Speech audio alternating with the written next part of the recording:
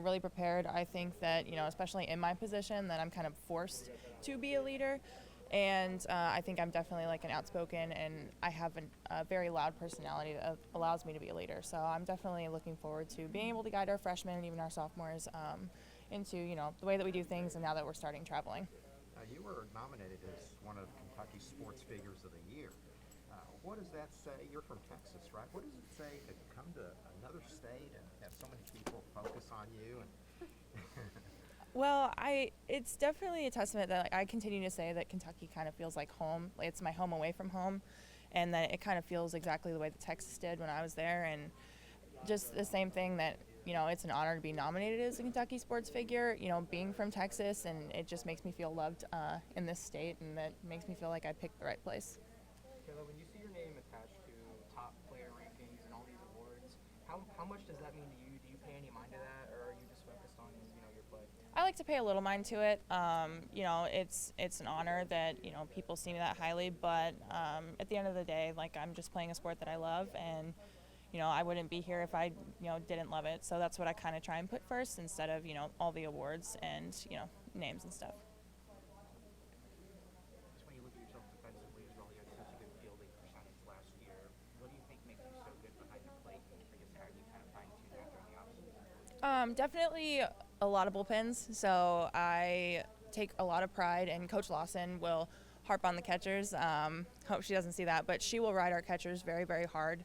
And it's definitely lots to get used to your freshman, sophomore year. And she takes a lot of pride in the catchers, and it's kind of integrated this sense of pride that I have in what I do on the field as well as what I do in the box. So, just taking a lot of pride, a lot of hours in the bullpen, and just, taking what I do very seriously.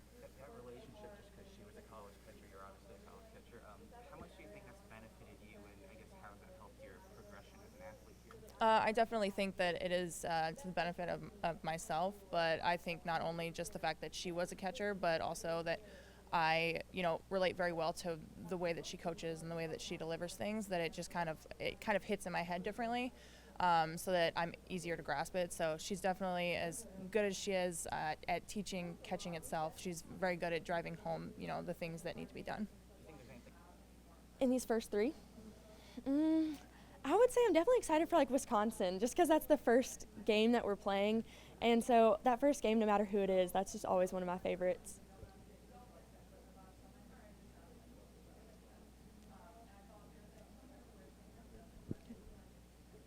You obviously had a short fall season. Was there anything in particular that you took from that fall season that you want to apply for this season? So going into this year, I definitely had a different mindset. It's more of a mature thing, and I was really able to work on that this fall. Just being a fifth year and being older, I've definitely switched from putting so much pressure on myself to just trusting all the years of hard work that I've put in. So obviously last season, the SEC tournament and your Supers ended the same way to the same team. Obviously it's a long ways away at this point, but March 18th to 20th is your first series against Alabama. Is that one that you guys kind of have mentally marked? Obviously it's a new year, new teams, but just is that kind of that hurt from last year carry over and you're ready for that one? I think so, yeah. So there are a lot of us returners, and there's a lot of people on their team too, and they're always really exciting to play. They're great teams.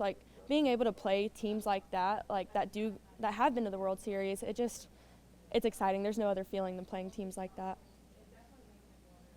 And what are your personal goals for this season? Obviously you want to be the best you can be, but do you have any number goals that you're trying to reach? So I definitely want to keep my stats consistent and all that, and obviously errors low, just because that does help in the long run, not just myself. But I would say one of my main goals this season is just being a teammate, and I want to be available for everyone. So whether that's a freshman or a senior, that's kind of just one of my goals, is to leave the place better than I found it. So, yeah. Everybody works on something during the off season. What are the one or two things that you've worked on in your game that you hope to see significant improvement this season? So I've worked a lot more on my power. So all throughout my career here at UK, I've had a pretty good batting average, but my home runs and doubles, that's what I really want to increase this year. And just kind of knowing my role on the team, so I want to be able to get the RBIs and hit people in. So I would say it's definitely the power side of it that I've been focusing on. And how do you improve that? wait a minute, last year does give you confidence for this year, though, doesn't it? It does. It's given me some confidence, but you know, I'm gonna continue like the streak that I was on and hopefully start it all over this year. But I try not to put too much pressure on myself. Now, you were hurt last year for a couple of games. How does that change your perspective coming into this year, dealing with injuries? Well, thankfully that injury's gone, just a little rolled ankle, but yeah, I think that really put into perspective for the rest of the year last year and just my whole softball career that it can end at any moment. Injury is possible at any moment. COVID's possible.